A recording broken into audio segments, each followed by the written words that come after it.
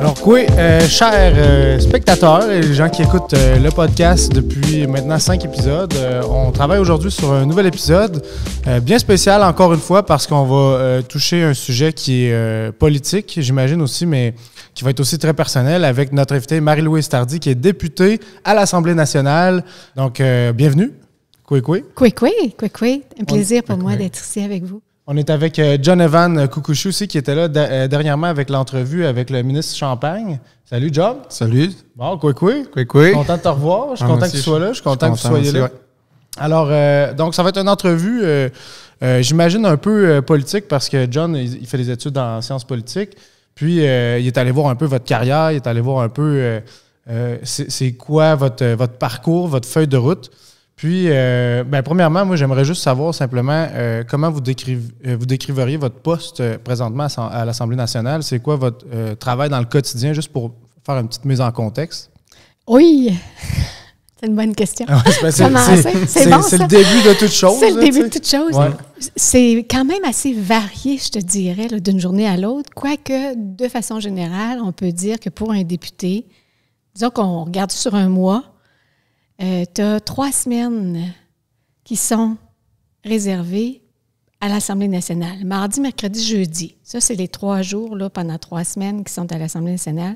Et on a une semaine qui est plus en circonscription.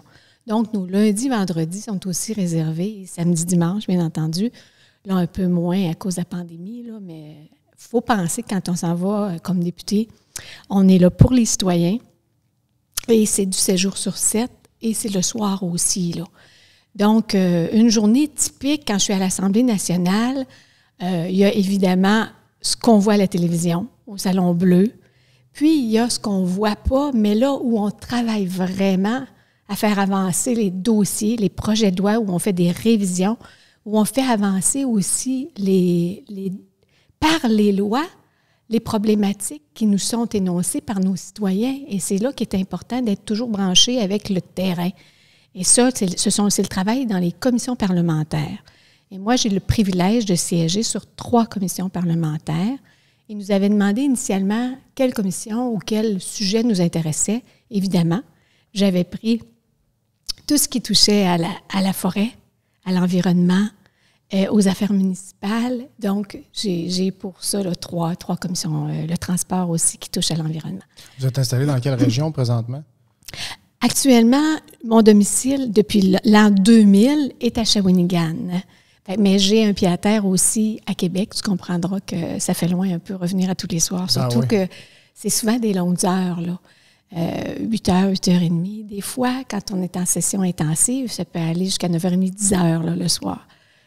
Donc, vous travaillez pour la Coalition Avenir Québec avec M. Legault, c'est bien ça? En fait, je suis dans l'équipe de M. Legault pour la Coalition Avenir Québec, la meilleure équipe, mais je travaille pour tout le monde. Et ça, je l'ai dit dès le départ, quand j'ai été élue, peu importe le parti pour lequel vous avez voté, moi, j'ai été élue, j'ai la chance de vous représenter et je représente vraiment tout le monde et je défends les gens et je ne leur demande pas quand ils rentrent dans mon bureau as-tu voté libéral ou as-tu voté Québec solidaire ou tu as voté... Non. Je suis la représentante de tous les citoyens, de tous les maires de mon comté. Bien, je pense que les gens votent beaucoup pour une personne, plus qu'un parti. En tout cas, bref, je pense que c'est un mouvement qui est social, qui est quand même... tu sais, quand on vous rencontre, quand on rencontre un député, on rencontre une personne plus qu'un parti. Là. Moi, personnellement, c'est comme ça que je fais mes choix. Là. Ça dépend des gens. Ouais. C'est gentil et j'aimerais te dire que c'est vrai, mais apparemment que c'est pas vrai. Donc, le député va chercher à peu près 5 à 10 % du vote. Les gens, de façon générale, votent pour un chef, votent pour des idées, mais davantage pour le chef. Et le chef qu'on a actuellement, puis je le dis parce que, je suis bien transparente, là, la CAQ, ce n'était pas mon parti politique avant de me présenter avec la CAQ, avant d'étudier leur programme et avant de connaître M. Legault. Et je vous confirme que M. Legault est le meilleur premier ministre qu'on peut avoir. C'est un homme d'une grande écoute, d'un grand respect. Et moi, je parle beaucoup. Je parle souvent parce que je me dis que c'est pour ça que j'ai été élue. Donc, quand on a les caucus, c'est rare que je parle pas et c'est rare que je ne défends pas parce que ma mission de vie, c'est d'aider. Ma mission de vie, c'est d'aider ceux qui ne peuvent pas se rendre là ou qui ne peuvent pas parler, qui n'ont pas la parole. Je suis la parole de toutes ces personnes-là et je me lève et je parle. Et M. Legault a la gentillesse, ou en tout cas l'humilité, de nous dire « Vous me faites changer d'idée. » À quel point il peut être à l'écoute, tu vois? Même le chef arrive avec des idées, des programmes et après discussion avec les députés, il revoit sa façon de voir, de présenter les choses et d'aborder les dossiers politiques du Québec. C'est vraiment intéressant de travailler dans ce contexte-là. Est-ce que vous sentez que ces jours-ci ou ces temps-ci, il y a un peu de hargne ou bien il y a un peu de... Est-ce que c'est difficile pour vous présentement de travailler en politique avec tout ce qui arrive puis toutes les grandes décisions qu'on doit prendre? La pandémie a amené une certaine dose d'exacerbation chez un petit pourcentage des gens. La majorité des gens sont très contents. On a toujours la majorité silencieuse là, qui est contente, qui se sent très sécurisée par les décisions qui ont été prises, qui font confiance et qui se disent, bien, regarde, c'est pas nous les scientifiques, on va faire confiance aux scientifiques parce qu'il y a ça aussi, là.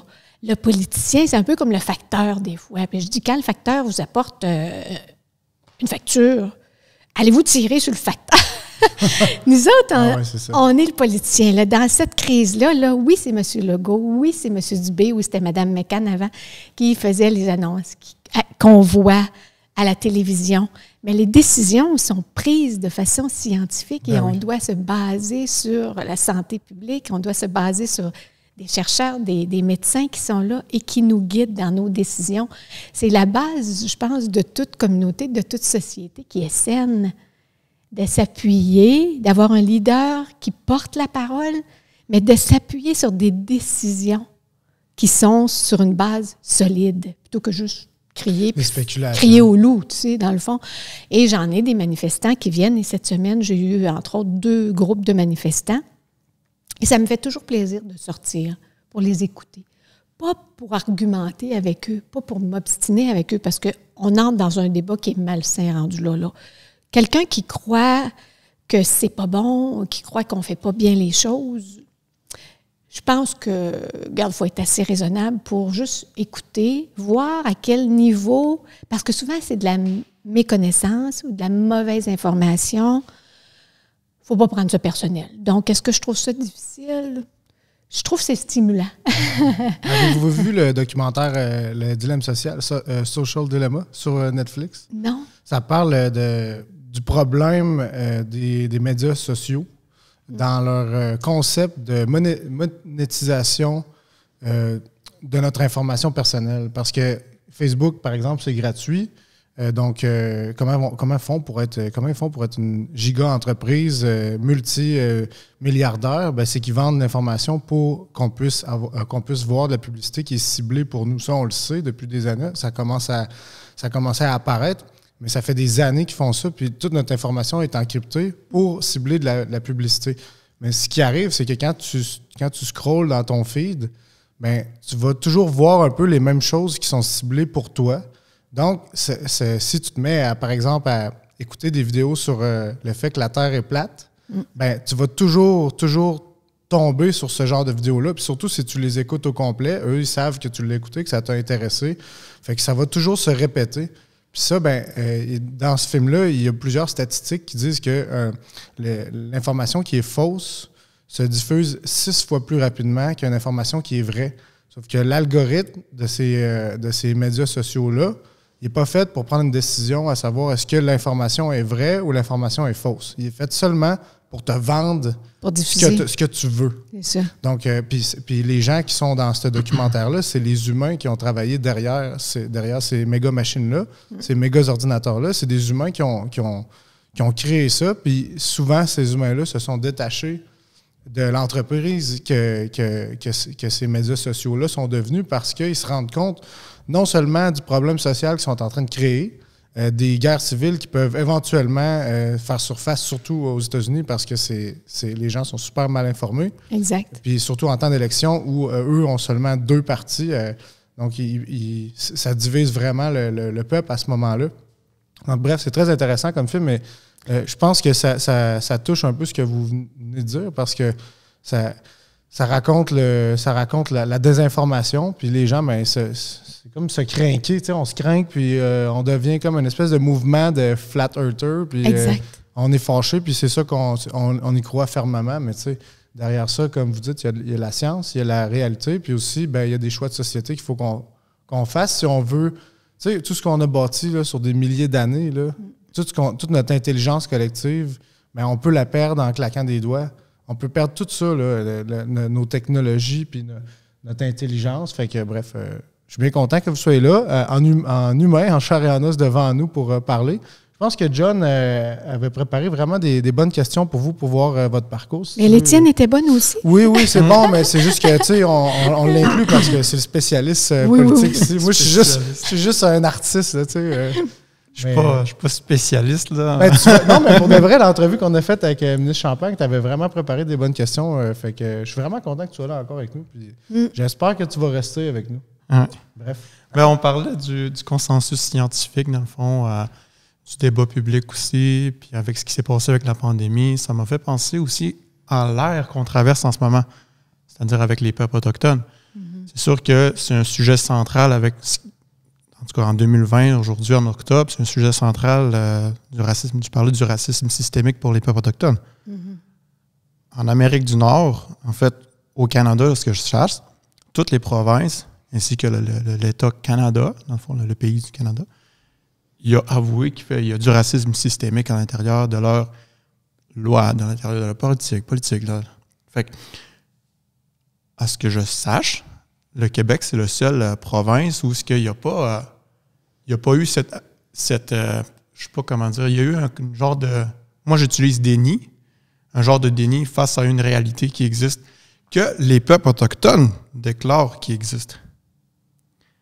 En ce moment, ils commencent à avoir aussi des institutions, des institutions québécoises, des institutions canadiennes, des institutions internationales, qui disent que qui commence à décrire, qui commence à chercher c'est quoi un racisme systémique. Au lieu que le gouvernement, mettons, du Québec dise « Ah, c'est ça du racisme systémique », puis c'est ferme, au lieu qu'il donne une définition claire de qu'est-ce que c'est, ben, je pense que le gouvernement caquiste en ce moment, il est en train de donner une ouverture pour un débat qui existe au Québec. Puis ce qui est plate là-dedans, c'est que, justement, tantôt vous l'avez dit, c'est pas une minorité des Autochtones qui le disent qu'il y a du racisme systémique. C'est pas comme, mettons, les complotistes, c'est pas une minorité des gens. Donc, tantôt, vous avez dit que Legault, c'est une personne qui écoute, mais j'ai l'impression qu'il fait la sourde oreille en ce moment. C'est intéressant qu'est-ce que tu amènes. C'est très intéressant parce que, encore là, tu vois, ta perception est juste à ton niveau, mais elle est différente de la mienne, qui est dans la machine. Et je t'explique. C'est sûr que, encore là, c'est une question de définition de mots, mais c'est une question aussi, la base, c'est la communication. Et la communication, je pense que elle a manqué. Elle a manqué et elle manque encore. Pourquoi il y a tant de guerres civiles, tant de guerres de religion, tant de guerres... Des fois, on se demande si on n'est pas encore il y a 400 ans, quand on regarde ailleurs comment ça se passe, puis tu te dis, ils veulent anéantir un peuple, ils veulent anéantir des gens à cause de leur religion, à cause de leur couleur de peau. La discrimination, il y en a toujours eu, et je ne voudrais pas le dire, mais je pense qu'il y en aura toujours, même entre nous. Entre chaque peuple allochtone, autochtone, peu importe, il y a de la discrimination. Il y a du racisme. Est-ce que ça fait pour autant, puis là, c'est là que je m'explique, est-ce que ça fait que le système gouvernemental au complet est raciste? Et c'est la compréhension de ces deux mots-là qu'on met ensemble que nous avons. De vouloir nous faire dire que c'est du raciste systémique, ça voudrait dire que tout le système québécois, bon, tout ce qui est géré, les écoles, les policiers, le système de santé, tous les systèmes, que toutes les personnes, tous les fonctionnaires qui travaillent dans le système québécois sont racistes. Donc, c'est faux. On ne peut pas dire ça. Ça serait une grave erreur, ça serait une grave insulte aussi pour tout le monde qui travaille dans le système et pour vous. Et ça n'amènerait rien. Tandis que nous, avec M. Legault, ce qu'on a décidé de faire, c'est des actions concrètes. Et ça, des actions concrètes, on en a beaucoup d'exemples. Je pense qu'il n'y a jamais eu autant de rapprochement entre le provincial, parce que là, il faut se rappeler que je suis au provincial, hein? Entre le provincial et les peuples autochtones, parce que vous êtes gérés depuis la loi des Indiens, puis j'haïs ça dire ce mot-là, j'haïs ça dire la loi des Indiens puis les réserves.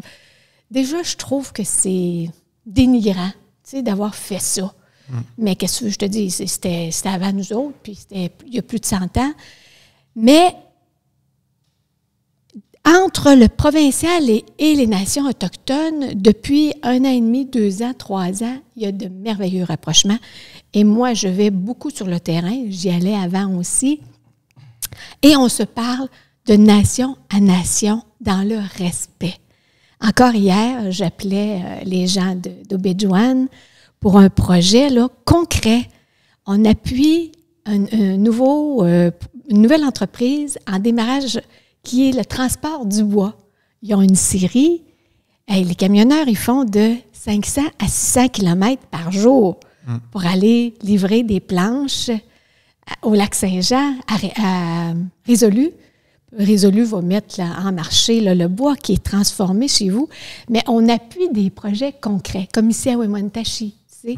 J'ai allé à quelques reprises. Tu sais, moi, je sais pas, là, j'ouvre une parenthèse qui pourrait être très grande, mais au niveau historique, le premier Tardy qui est arrivé s'appelait Olivier Le Tardy, et c'était le traducteur de Samuel de Champlain pour les peuples autochtones.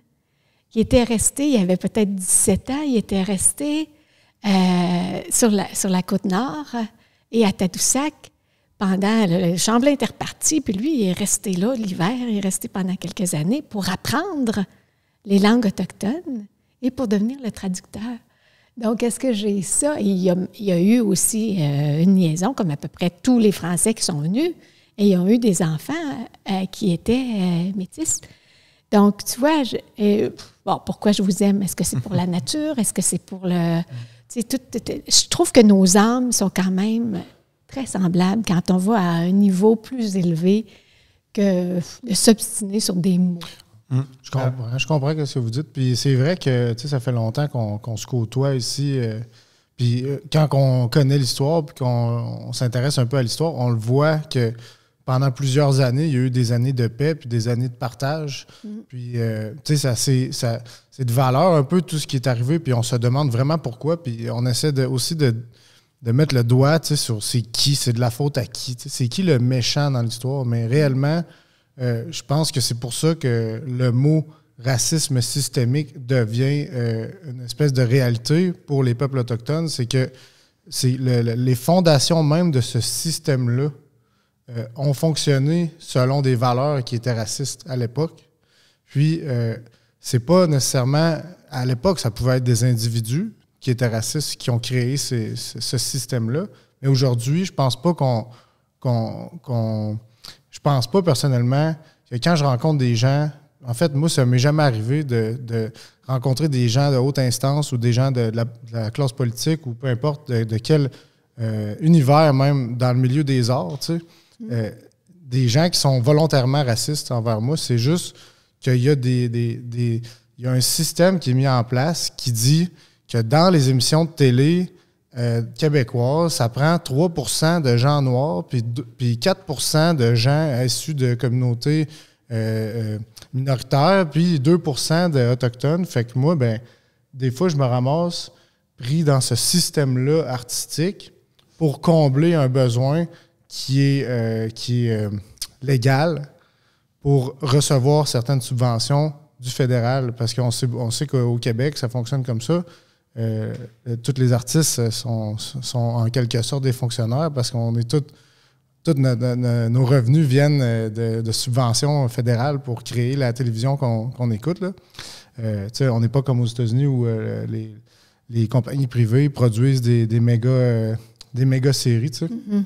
Mais bref, tout ça pour en dire que je pense que le mot racisme systémique il est adéquat dans le sens où les fondements des systèmes ont été fondés avec une vision qui venait d'un individu raciste. Mais qu'aujourd'hui, on est ailleurs. Tu sais. Là, tu fais bien la distinction aussi entre le fédéral et le provincial, où le provincial a parfois bien peu de moyens par rapport à la loi sur les Indiens. Tu sais. Mais en tout cas, je pense que c'est un bon point que tu amènes. Puis c'est des exemples comme ça qui, moi, m'allument pour dire qu'il y a des choses à changer. Fait que si tu as des choses à faire changer au gouvernement du Québec, j'aimerais que tu m'y amènes. Mais tu sais, en même temps, là, ce 2%-là, moi, il me donne la job, ça fait 10 ans. c'est au fédéral, oui. Non, c'est au fédéral. Mais c'est ça, mais ça pourrait, tu sais, s'il y a des choses qui graffinent, ou toi, tu dis ça pourrait peut-être être augmenté à 5%, ça pourrait peut-être... Mais c'est un peu comme dire, excuse, je t'interromps, là, mais regarde, moi, des fois, moi-même, en tant que femme, ça me choque de dire, à parité égale, on va engager une femme. Ben, c'est ça. Wow, minute là, tu sais. Puis la femme autochtone, handicapée, et noire, puis regarde, ben oui, non. J'aime pas ça parce que il me dit, les autres vont penser qu'on a été embauchés dans des hauts postes parce qu'on est des femmes. Mais, tu sais, je comprends. Tu sais, c'est froid, c'est choquant. C'est choquant. Écoute bien, là. Hein, on est capable d'être embauché parce qu'on est intelligent. Et voilà. Puis parce qu'on est bon, puis parce qu'on a des bonnes idées. Des habiletés, puis des... C'est ça. T'as pas, Brad, t'es vraiment bon. c'est ça. C'est pas juste à cause du 2%. Mais tu sais, en fait je trouve que le rapport est vraiment étroit avec la loi sur les Indiens parce que quand tu prends l'exemple du 2% dont je fais partie, tu sais, on prend l'exemple sur la société, sur la population. Bon, il y a 1% de population autochtone au Québec. Bien, ça prend 1% de population autochtone dans les séries. Tu sais, il y a une logique derrière ça. Puis, ce 1%-là, ben, je suis content qu'ils l'aient parce qu'ils sont obligés. Fait que moi, ben, ça me donne la job. Bon. La même chose, le lien avec la loi sur les Indiens est étroit aussi par rapport à ça parce que la loi sur les Indiens est complètement fondée sur des idéologies qui sont complètement inhumaines. Sauf que aujourd'hui, on en a besoin pour défendre notre culture puis notre patrimoine parce que ces lois-là sont devenues essentielles à la conservation de nos nations. Tu sais, je prends l'exemple des réserves. Ça n'a pas de bon sens de nous avoir rangés dans des réserves à une époque où on était libre et on voyageait sur le territoire. Mais aujourd'hui, grâce à ces réserves-là, on peut garder notre culture vivante parce que sinon, on serait dispersé puis on serait peut-être éteint parmi un peuple canadien. Tu sais. Je dis, moi, personnellement, j'ai une vision, j'aime ça, voir l'évolution. J'aime ça, penser au futur en me disant que on n'aura plus ça, ces problèmes-là. Sauf que je trouve que la culture autochtone, elle a besoin d'être comprise. Oui, protégée, oui, mais ça, on le fait assez bien. On se bat pour ça. Tu sais, moi, je me bats pour ça, pour essayer de retracer mes ancêtres, de voir qu'est-ce qu'ils ont fait, puis comment ils ont travaillé, c'est par où ils ont passé, les chemins qu'ils ont pris. Puis ça, c'est mon devoir en tant que Wendat d'apprendre ces choses-là, d'apprendre mon histoire, de savoir d'où je viens. Sauf que là, aussi, mon devoir, c'est de savoir aussi qu'on s'en va, puis qu'est-ce qui est nécessaire dans ma culture, puis qu'est-ce qui est nécessaire aussi, parce que là, on a des enjeux qui sont énormes présentement avec les changements climatiques. Qu'est-ce que ma culture, qu'on a réussi à conserver, malgré la loi sur les Indiens, et peut-être même grâce à la loi sur les Indiens, qu'est-ce que cette culture-là peut amener à la société pour évoluer dans le bon sens? Puis moi, je pense toujours à l'environnement, parce que à quel point nos ancêtres, puis même les ancêtres québécois, étaient connectés avec la nature pour vivre, pour manger, pour se déplacer.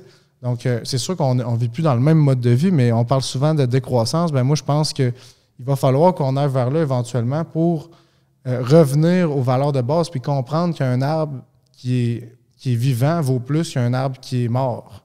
T'sais, oui, là, l'arbre qui est mort vaut 30$ là, de 2 par 4, mettons. Sauf que l'arbre qui est vivant, il donne de l'air à tout le monde. T'sais. Fait que c'est des valeurs, ça.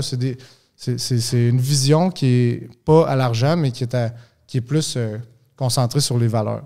Fait que je pense que c'est ça qu'on a à offrir, nous, dans les arts. Le 2% là, qu'on a à la télé, finalement, c'est pour ça. Puis moi, je l'ai compris, ça, puis c'est pour ça que je fais ça. Parce que, pour être bien honnête, des fois, c'est difficile d'avoir à affronter des situations où il faut qu'on se défende, puis là, il faut qu'on se défende, puis encore, il faut qu'on se défende, puis il faut tout le temps qu'on se défende. Puis moi, ça me tente-tu, moi? Moi, j'étais un ado, là.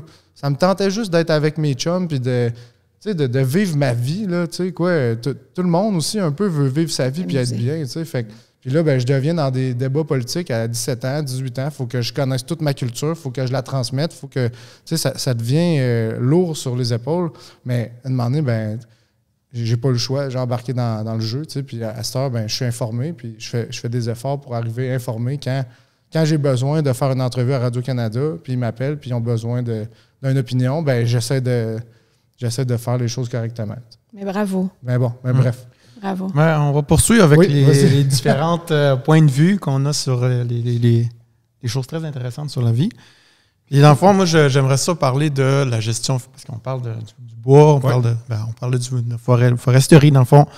C'est quoi, pour toi, une bonne gestion forestière? Vous avez des bonnes questions. Mais ça aussi, c'est extrêmement intéressant. Puis encore là, où je vois la lacune, c'est au niveau des communications. Parce que c'est bon ce que tu dis là. Un arbre vivant, c'est mieux qu'un 2 par 4 ou c'est bon. Mais il faut voir que ton arbre vivant, ta forêt, moi je prends ça un peu, l'exemple facile pour qu'on comprenne. Une forêt, c'est comme un jardin. C'est juste que tu récoltes pas tes légumes, tes fruits, tes graminées à chaque année. Ça peut prendre 80 ans, 70, 80, 100 ans avant de ramasser ta forêt mature.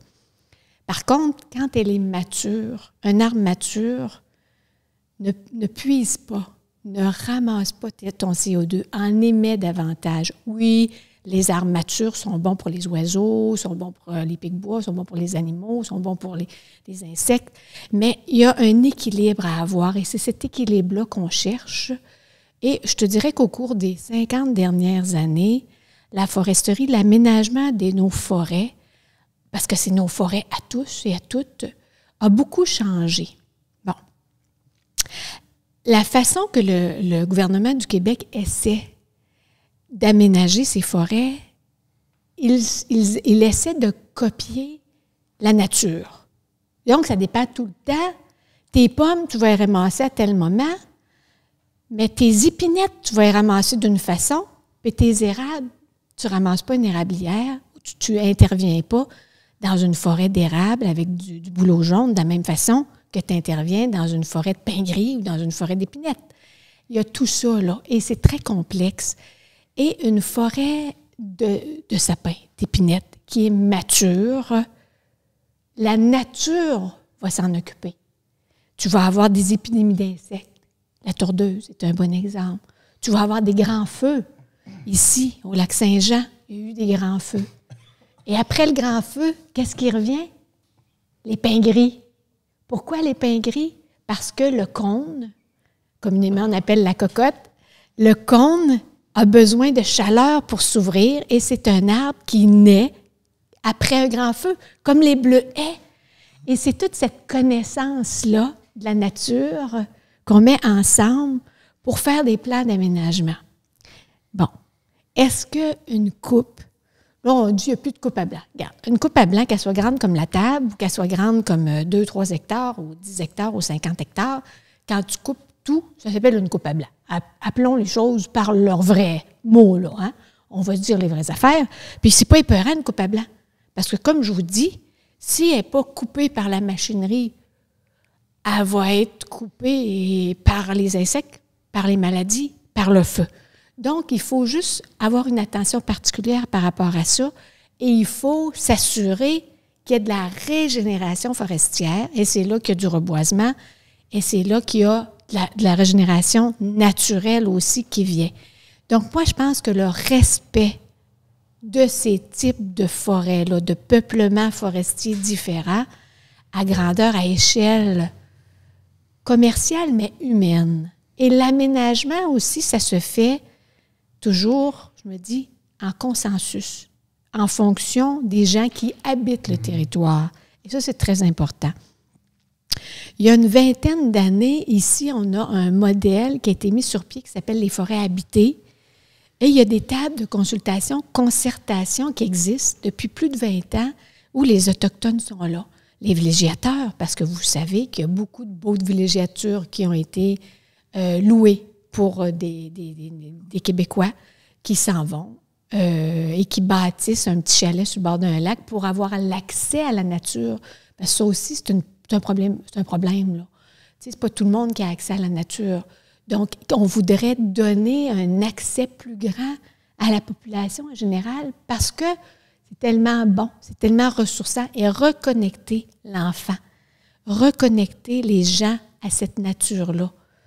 Moi, j'ai eu la chance d'être avec mes parents. Mon père était chasseur, pêcheur, chasseur de gros gibier. Ma mère était chasseur de petits gibiers. On est allé beaucoup en forêt, dans la nature. Et on a mangé beaucoup aussi là, des produits de la nature. Et c'est assurément à cause de ça que j'ai fait mon cours en foresterie. Tu sais, ça me vient de mes parents, cet amour-là de la nature.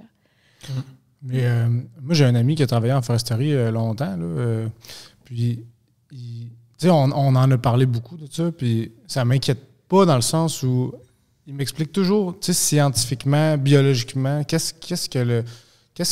comment qu'on fait ça, les coupes forestières. Puis, tu sais, il y a du monde constamment dans le bois qui calcule la croissance des arbres, puis qui calcule quel arbre on peut couper. Exactement. Exact. Donc, tu sais, moi, ça me fait pas peur dans le sens où on est à une époque scientifique, on est capable de prendre des choix intelligents. Puis, je pense que dans les coupes forestières, c'est quelque chose qui est bien géré, puis qui peut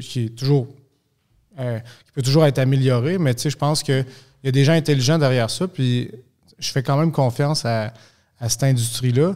Sauf que tu as mentionné la tordeuse d'épinette, mais ça, moi, ça me fait un peu freaker.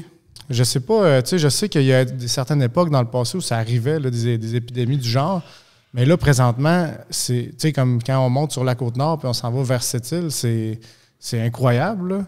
Est-ce que le gouvernement prend des initiatives pour ça? Oui, effectivement.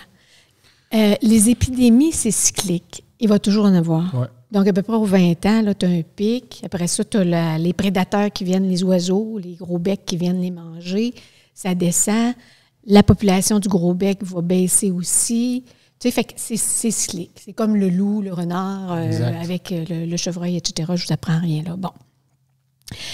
Et dans les secteurs où ce sont pour les essences forestières, donc qui sont attaquées par la tordeuse bourgeon d'épinette, entre autres, la majorité, c'est des sapins qui sont attaqués. C'est parce que en tout cas, le premier qui a été vu, la première tordeuse, était sur une épinette. Mais quand il n'y a plus de sapins à manger, ils vont s'en aller ces épinettes, mais c'est pas ce qu'ils préfèrent. Ah ouais, okay.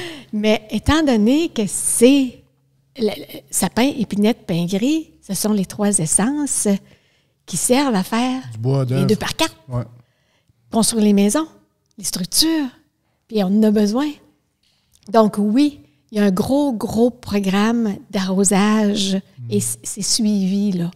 Et il y a des arrosages biologiques qui sont faits depuis, je te dirais, presque 40 ans, au Bacillus thuringiensis, qui est une bruine qui descend, puis en tout cas, ça attaque la larve là, avant qu'elle devienne papillon et qu'elle aille repondre.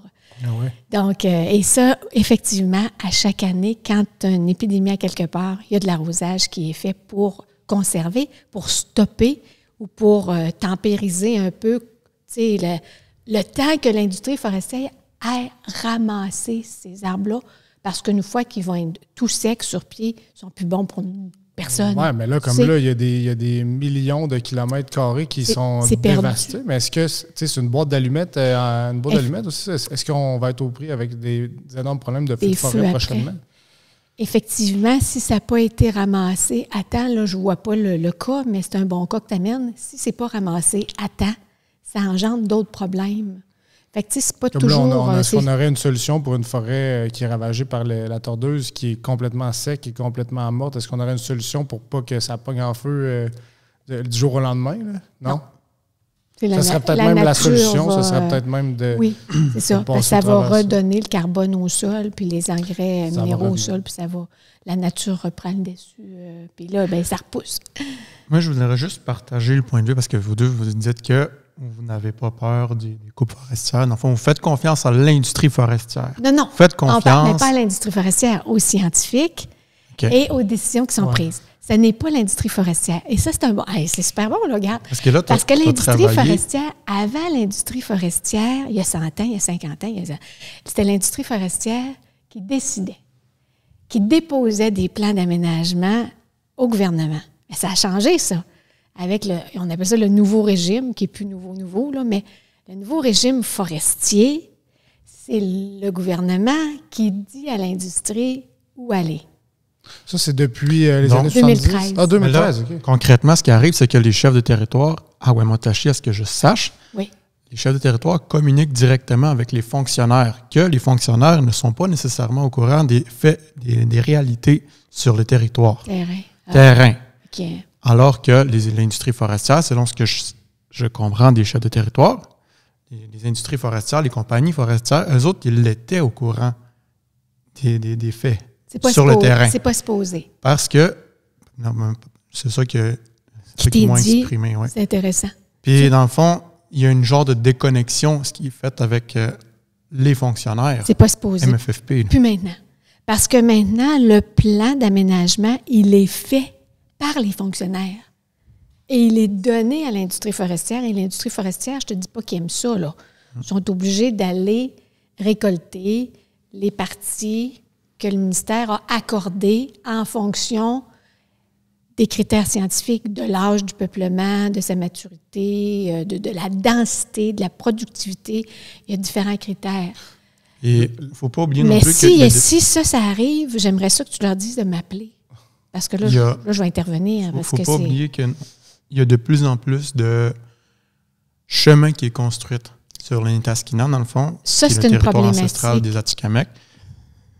Je ne sais pas si vous avez écouté l'enquête sûrement. Là. Ils disaient qu'eux autres, ils avaient compté l'équivalent du nombre de kilomètres qu'il y a des routes forestières, dans le fond, non asphaltées. C'est l'équivalent de 8 tours de la planète, dans le fond. Tu fais 8 fois le tour de la planète. Sur le territoire Atikamekw, ça? Non, sur tout le Québec. OK. Mais aussi, ce que j'aperçois, moi, mes expériences personnelles, c'est qu'il y a de plus en plus de coupes forestières sur des terres vierges, dans le fond, sur des arbres qui n'ont jamais été coupés. Et là, ce qui se passe, c'est qu'on ne voit pas encore, dans l'expérience terrain, c'est qu'on ne voit pas encore les compagnies qui coupent sur les arbres qui ont déjà été plantés, dans le fond, dans le passé. Mais c'est de deuxième génération. C'est long, c'est ça, là. Ça va prendre 80 ans. C'est pour ça qu'il y a de plus en plus de coupes. C'est pour ça que chez les Atikamekw, il y a du monde qui s'inquiète sur la manière, sur la gestion du territoire, dans le fond, la gestion. C'est un très bon point que tu amènes parce que c'est une problématique, une crainte qui a été partagée aussi, qui est partagée tant par les Allochtones que les Autochtones. Puis tu sais, quelqu'un qui est en... Je vais ajouter quelque chose d'autre, excusez. Oui, parce que je viens de penser, puis je pense que je vais l'oublier tantôt. L'une des conséquences aussi de ça, c'est qu'une route qui est construite, c'est une route publique. Donc, éventuellement, il va y en avoir des chalets qui vont être construits sur cette route-là ou aux environs de cette route-là. Donc, il y a de plus en plus de présence aussi de la part des Allochtones qui vont restreindre les droits et les responsabilités des peuples autochtones en matière de chasse, de pêche. C'est ça aussi qui est communiqué, dans le fond, par les chefs de territoire. Ça, c'est une problématique réelle. Je te l'accorde, là. Le nombre de chemins a augmenté beaucoup parce que le ministère, contrairement à l'industrie forestière, puis ça, c'est un sujet assez délicat et irritant, je vais le dire, là, pour l'industrie forestière, parce que une entreprise a une vision pour 10, 15, 20 ans. C'est normal. Elle installe un camp et elle va aller faire ses opérations où est-ce qu'il y a du bois autour du camp. Bon, pour rentabiliser son investissement. C'est tout à fait normal. Et là, avec la gestion qui a été prise par le ministère, cette vision-là elle n'a pas été regardée assez dans son ensemble. Et on est après à essayer de corriger ça, justement, pour donner, premièrement, une prévisibilité à l'industrie forestière, mais aussi pour éviter ce morcellement-là. Parce que on essaye de faire plaisir à tout le monde. On ne veut pas des grandes coupes. On veut des petites coupes. Puis des petites coupes, il faut aller un peu par-ci, par-là pour répondre à quelle est la petite coupe qui est prête à être bûchée, qui a le bon âge, c'est la bonne essence. Bon, OK, il y en a une là, il y en a une là, il y en a une là, à 100 km plus loin. Fait que ça fait du morcellement parce que ça fait bien trop de petits chemins partout. Et économiquement, pour l'entreprise, c'est pas bon non plus parce que faut penser que quand tu rentres sur le terrain public, c'est utilisateur-payeur qui paye pour le chemin, c'est pas le gouvernement qui va payer. Donc, quand l'industrie est obligée d'aller ramasser du bois parce que c'est sur son plan d'aménagement et qu'elle a besoin de bois pour l'usine, il faut qu'elle paye pour faire son chemin. Et là, en faisant un paquet de chemins par-ci, par-là, ça ouvre le territoire à une problématique de plus de monde qui rentre, plus de gens qui se perdent, beaucoup de gens qui rentrent qui n'ont pas de CB puis ils ne savent pas où est-ce qu'ils s'en vont. Au niveau des lacs, au niveau de la chasse, au niveau de la gestion des territoires, tant pour les pourvoiries que pour les nations autochtones, ça amène une problématique qui est réelle et sur laquelle on travaille et on doit travailler à court terme, là, justement, pour essayer d'éviter ça. Et ces chemins-là, on doit aussi les refermer. Les refermer et les reboiser pour justement qu'il n'y ait pas plein. Parce que je ne sais pas si tu es déjà rentré sur une coupe forestière. Plusieurs fois, oui. Ouf! C'est mêlant, titi, là. Hein, parce qu'il y a un embranchement par là. Tu peux te perdre facilement, là.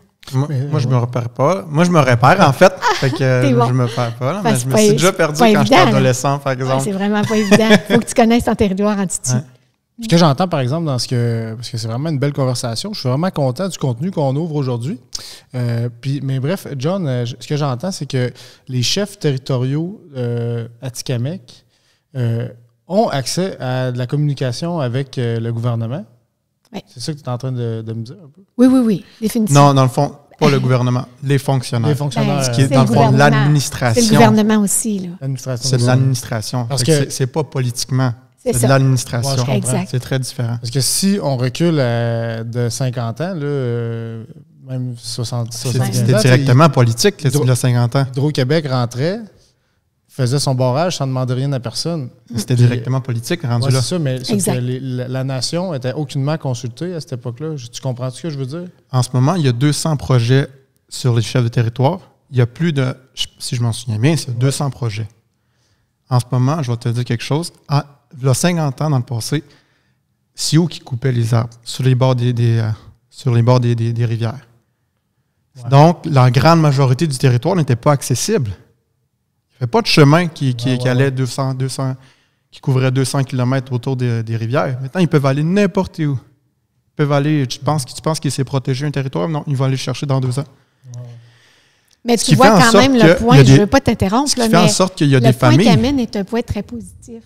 Parce que maintenant, on se parle plus. Vous siégez à la table des fonctionnaires. Et là, es-tu au courant hier de la belle entente, quand même, il faut le mentionner, là, la belle entente qui a été signée. Il y a une dichotomie au sein des communautés aussi. Oui. Mais Hydro-Québec a signé une entente avec les Atikamekw hier, avec les chefs, pour justement, une entente pour mieux s'entendre. Donc, pour s'asseoir, parce que c'est sûr, c'est un très bon exemple, puis j'aime ça, je discutais avec vous autres, parce que Hydro-Québec qui rentrait pour faire un barrage, bien, c'était ça, là, ils étaient chez eux, là, il y a 100 ans. 100 ans, c'est peut-être beaucoup, là, mais les barrages sont pas aussi vieux. Ben oui, il y en a des vieux. Oui, 100 ans, il y en a, là, mais ils n'étaient pas sur les terres autochtones, ils étaient sur le bord de la rivière Saint-Maurice, là, mais je veux dire, c'était les terres autochtones. C'est des terres autochtones. C'est des terres autochtones. Motachi, je vais encore l'exprimer. C'est qu'à Koukache, c'était une communauté, dans le fond, familiale des Kukuchi. Oui. Mais dans le fond, c'était pas une communauté reconnue par les Kukuchi parce que, dans le fond, c'était une réserve. Donc, c'était pas légitime au sens de ma famille, mais c'était comme... c'est comme, mettons, Wemotachi en ce moment. ils ont été centralisés géographiquement.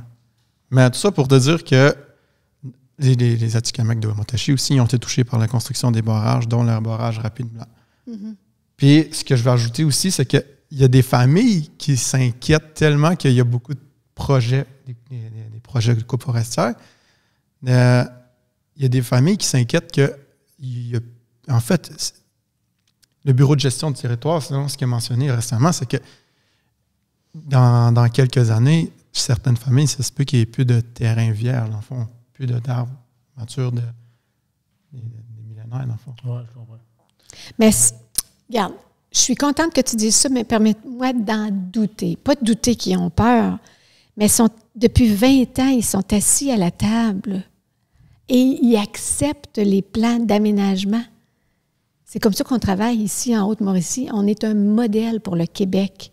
Les gens sont assis sur les tables et il n'y a pas de coupe forestière qui va se faire si les Autochtones disent non, tu ne rentres pas. Donc, c'est vraiment un consensus qui est fait. C'est très difficile de dire non, par exemple, par expérience. Ce que j'ai compris, là, c'est que c'est très difficile. Mais qu'ils fassent appel à leurs députés. Ouais. Moi, je pense à une affaire, parce que là, on ouvre quasiment un débat, là, puis je pense que les gens qui vont écouter ça vont beaucoup réagir.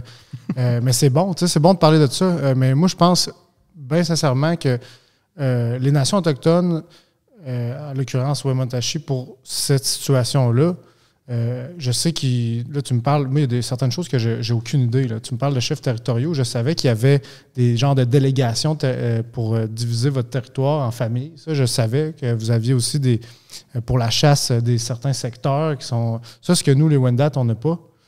Puis je trouve ça super intéressant que vous ayez cette espèce de gestion territoriale-là qui, en plus, j'apprends qu'ils siègent dans les tables de discussion pour les coupes forestières et autres choses. Je trouve ça super intéressant.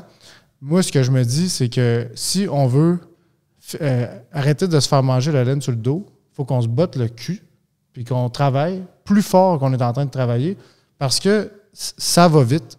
L'industrie forestière, ça va vite. Puis les gouvernements, même si vous travaillez pour et avec nous, on ne va pas se le cacher que le monde a besoin de bois puis qu'en ce moment, ça va vite. Fait que la chose que je te dis, John, c'est que la chose que je dis à tout le monde, c'est que si on fait juste dire « Ouais, mais ça marche pas », bien, il n'y aura pas de choses qui vont se passer. Puis en ce moment, il y a des communautés autochtones qui bloquent des chemins pour des raisons. Je dis pas que c'est la manière de faire, mais je dis que c'est des gens qui vont se lever. Qui s'expriment. Puis que tu t'exprimes en bloquant un chemin ou que tu t'exprimes en allant parler au Parlement ou de n'importe quelle manière, il faut que tu le fasses, il faut que tu sois informé, puis il faut que tu aies une raison de le faire. Puis je pense que si les gens de la communauté s'inquiètent, bien, comme toi, présentement, ce que tu es en train de faire, tu es en train d'étudier, tu es en train de faire de la recherche, puis en ce moment, tu as de l'information parce que tu nous apportes des faits qui sont prouvés, tu connais ta communauté, tu connais... fait que ton combat, tu l'as devant toi, tu sais. C'est ça qui est plate. Je reviens un peu à ce qu'on te disait tantôt. C'est que toi, t'as quel âge, là, John? 23 ans. T'as 23 ans.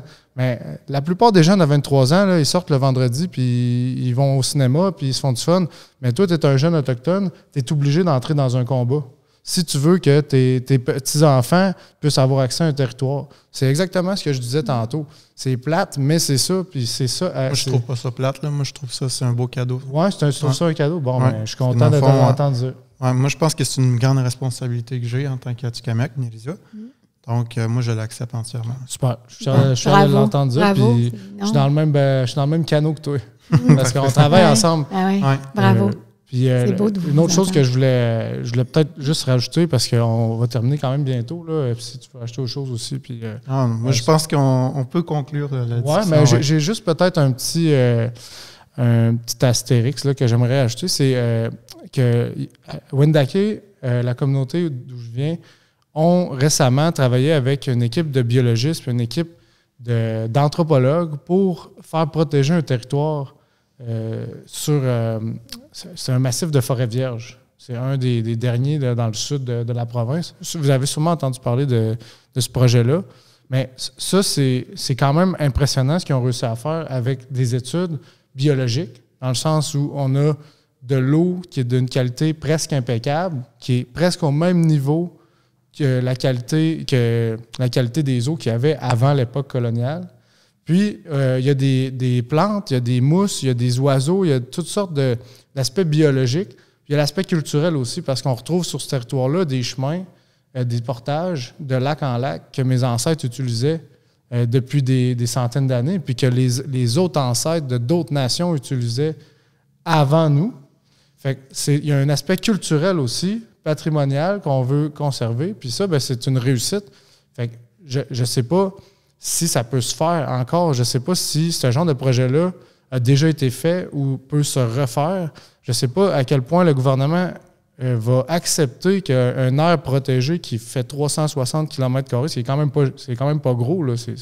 C'est un massif de forêt vierge dans une aire protégée qui n'est pas nécessairement grosse, mais qui est vierge pour de vrai. Est-ce que ça va se refaire, ce genre de projet-là? Est-ce qu'on peut continuer de protéger des forêts pour le plaisir de nous, humains, qui veut juste aller dans le bois puis sentir la présence de nos ancêtres par un sentier de portage qui est là depuis des milliers d'années. Tu sais. Est-ce que c'est le genre de projet qui intéresse vraiment les gouvernements? C'est plus qu'un plaisir, c'est un droit fondamental. Ben, c'est ça, exact. Mais, tu sais, je pense que c'est pour toute la société.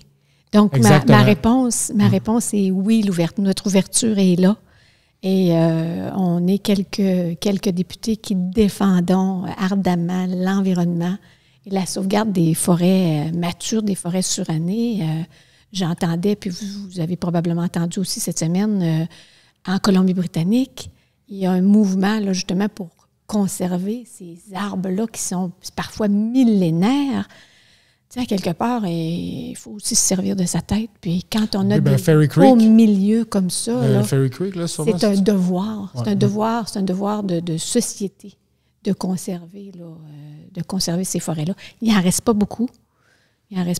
Donc, finir sur une note positive. Notre ouverture est là. Non, mais c'est pas négatif.